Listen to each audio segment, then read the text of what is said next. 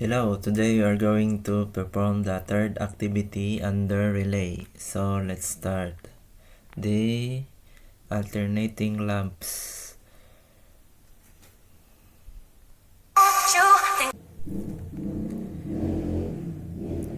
The normally open and normally closed contact will combine in this relay. Oops, yeah.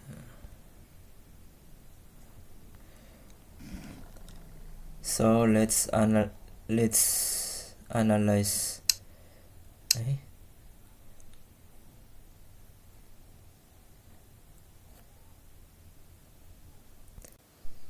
So let's analyze the functionality of this diagram.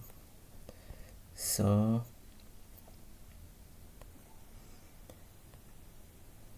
if we switch on the power supply, the relay 1 and PL2 is de-energized because the contactors is open and the current flow here in the third rung because this contactor is closed, so the current will flow and the PL1 or pilot lamp 1 will on, the lights on and energizing. And if we press this PB2 push button 2, the relay will energize and this contactor in the second rung will close and the pilot will have a light, and the third rung this contactor will open and this pilot will de-energize. The pilot 2 and this pilot lamp will energize and this lamp will de-energize if we press this. But if we release this push button, this relay will de-energize, this contactor will open, this pilot lamp will de-energize, and this contactor will close back, and the pilot lamp here is energized. So let's start wiring.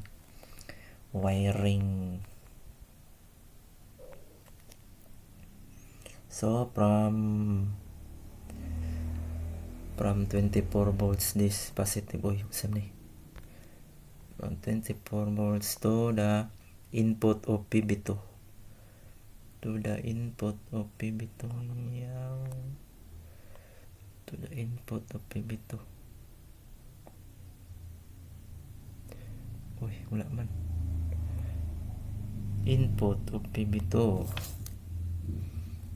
So from the output of PB2 to 13.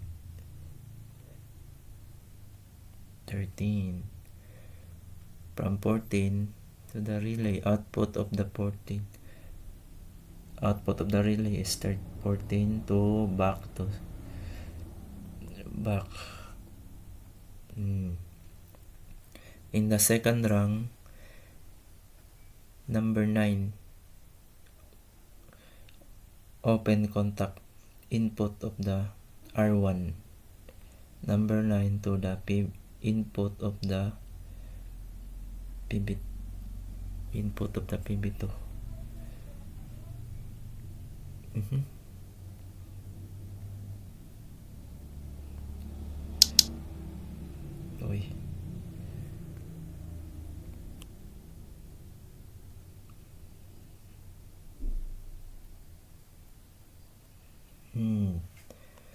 So next, the number 5 to input of PL2.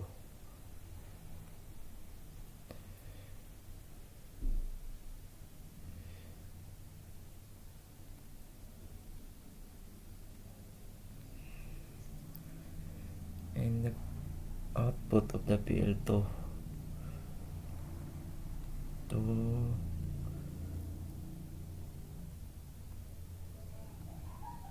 0 volts negative. In the third rung, from input 9 is already connected to the PB2. Here is already connected.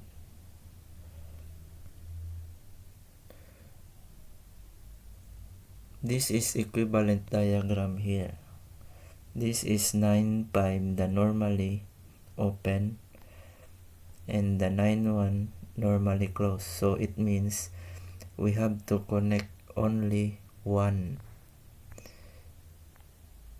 because it's only number 9, we have connect only one. So from number 1 to input of PL1,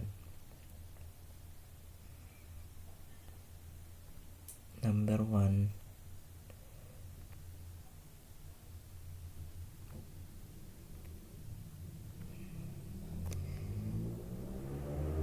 input of PL1.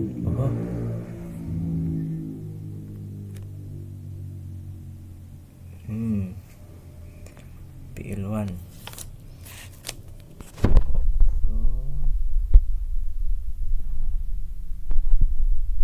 Output of the PL1 to the 0 volts, because we have already, since we have already connection here, two connection, we can connect this output in the output of PL1 to the output of PL2.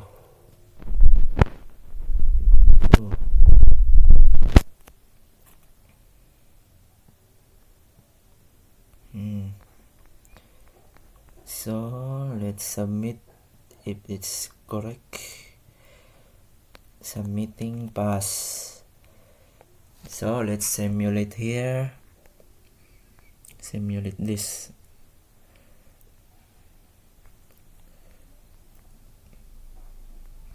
If we press this PB2, the power supply is already switched on. So that's why this lamp switch on. This lamp switch on. So if we press this PB2 switch,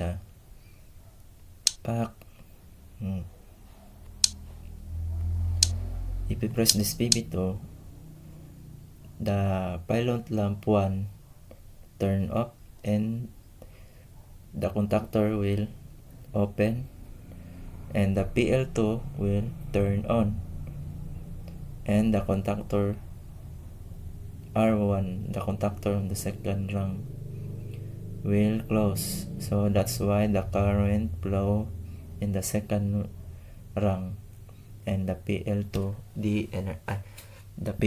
energized. Also the R1 relay is energized. So if you release this, if you release that, this contactor will open and this contactor will close. This pilot lamp de-energized, and this is energized. It's also this de-energized.